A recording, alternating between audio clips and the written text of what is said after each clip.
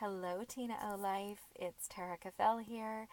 Back in my car, which seems to be the best sort of set for my bi weekly vlog that alternates, of course, with my column for Tina's site. Um, this week, I want to talk about television and media a little bit. This all started, I want to say last year. I watched Say Anything, and I don't know if you know about this movie. It's John Cusack and I believe Iona Sky. I don't remember her name. Forgive me. John Cusack is really all you need to know. So John Cusack plays Lloyd Dobler, and who doesn't need a Lloyd Dobler? That's what my thought was watching this movie. I thought, what an amazing young man.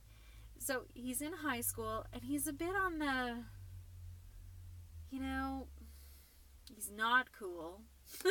Doesn't fit in that group. Not a nerd, right? He just fits kind of in his own place. He thinks that kickboxing is the wave of the future.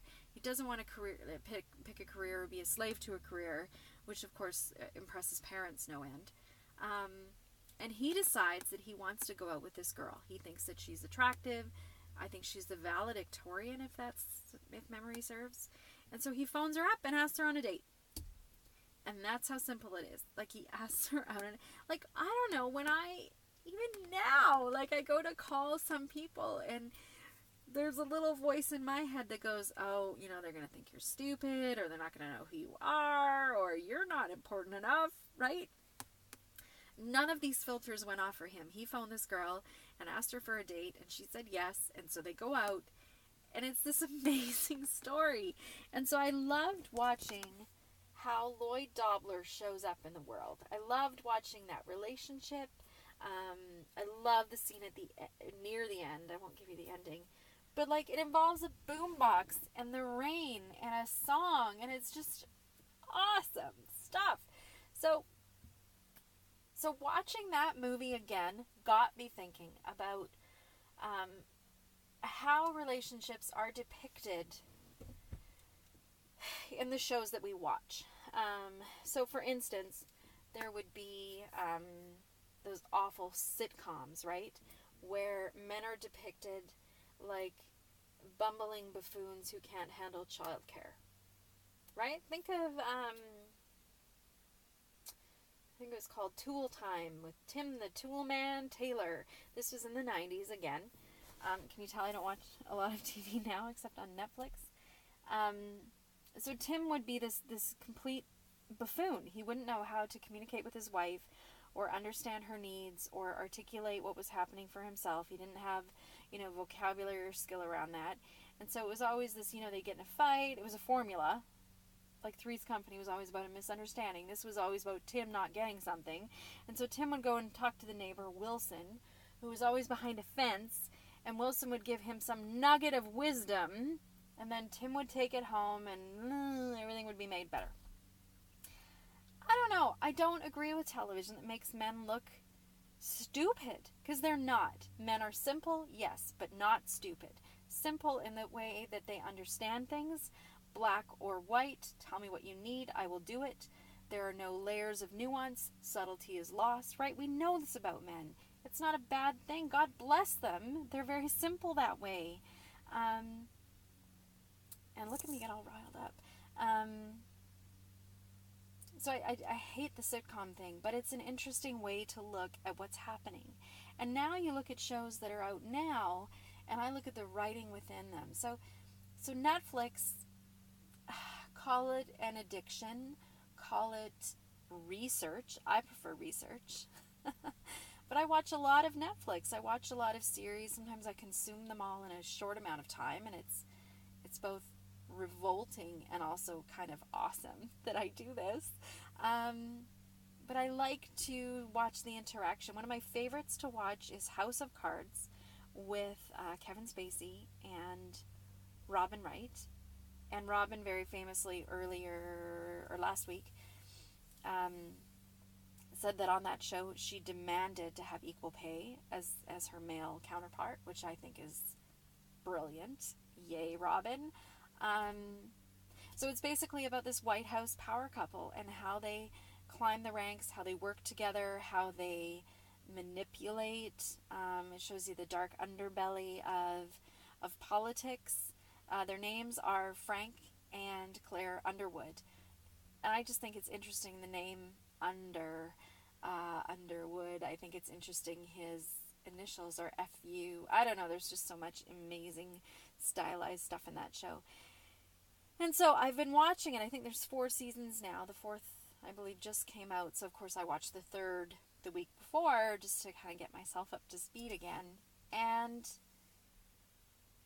fascinating to me how, from season 1 to season 4, how their relationship was represented and how it changed and shifted and how they were as a couple.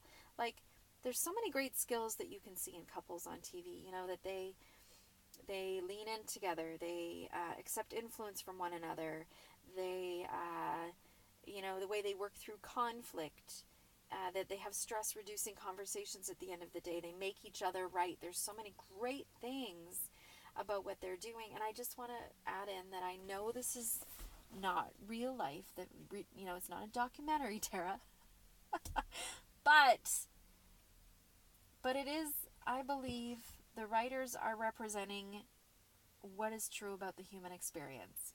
And so they're writing about what is true in terms of relationship and communication. Like, yes, on some shows it is absolutely ridiculous that no one ever runs out of coffee cream, because that happens every few days at my house, it seems. That, no one says goodbye when they hang up the phone. What's that about? And no one ever has to pee. I'm sorry, that is a regular occurrence in my house too. That I'll be even on a coaching call and I'll be like, okay, we gotta mute for a minute, I gotta pee, right? So parts of the media and television absolutely are ridiculously untrue and unrealistic and so on. But a lot of it is. It's a representation of what people are and how they communicate and how they are together. Boom. That's what I know to be true. So, when looking at House of Cards, I think it's fascinating to look at the progression. I won't give you any spoilers if you haven't seen the show, of how their relationship progresses from one point to another point to other points beyond, and what the dynamic looks like in terms of intimacy, communication, trust, like how they have each other's back or don't. Fascinating to me. And so, I think I always come up with some kind of homework on here. So here's the homework today. I want you to watch some shows. Watch shows that you enjoy. If you like sitcoms, watch some sitcoms, but do it together. If you like dramas, if you like, Game of Thrones, sorry, I haven't watched that one yet. Whatever it is, watch some episodes and then have a discussion. Talk about what you've seen. How is that couple that you're watching, like the main character couple, or any couple, how are they together? What do you notice? What do you think is something that you'd like to adopt? What's something that you think you might not want to? Talk about the relationship you see as observers. And then, just be observers of your own relationship. You get to notice and say, you know what, I noticed that we argue this way, or we have a ritual around this that's really important to me. We get to, talk about some of the nuances as an observer. So that's what I would love for you to do. Doesn't that sound like a fun project? Yeah, I know it does. It totally does. From cinematographer Tara. Well, I hope you enjoy, and greetings from my Hyundai. And that's a wrap for this week. We need some of those. Anyway, bye. See you next time.